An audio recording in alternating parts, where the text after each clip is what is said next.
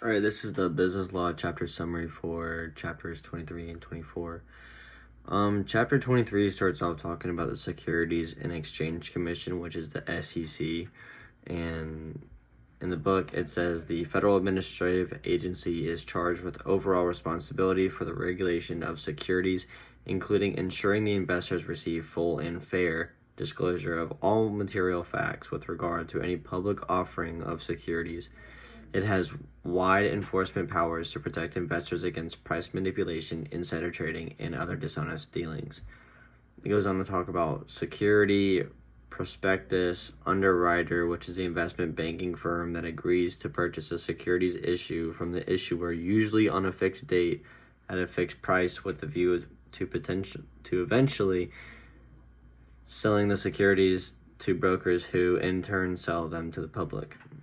Then they talk about the stages of security registration process, which is the pre-filing period, the waiting period, and the post-effective period. They mention a red herring, which is a preliminary prospectus that contains most of the information that will appear in the final prospectus, except for the price of the securities. They go on to talk about letter of comment or deficiency, self-registration, small businesses, other offering exemptions, non-investment company, dealer, which is a person engaged in the business of buying and selling securities for his or her own account, a broker, which is a person engaged in the business of buying and selling securities for others' accounts. They end chapter 23 talking about the over-the-counter market, or the OTC. And the beginning of chapter 24 talks about trust, which is a business arrangement in which owners of stocks in several companies place their securities with trustees who jointly manage the companies and pay out a specific share of their earnings to the securities holders.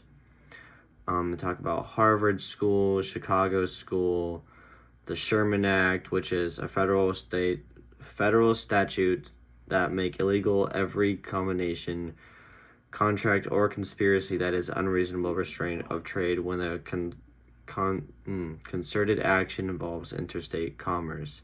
And they finish off chapter 24 talking about monopolies and price discrimination. But what I found interesting was how they went into detail of everything that all the important stuff they really highlighted in this chapter, and I was really happy with that.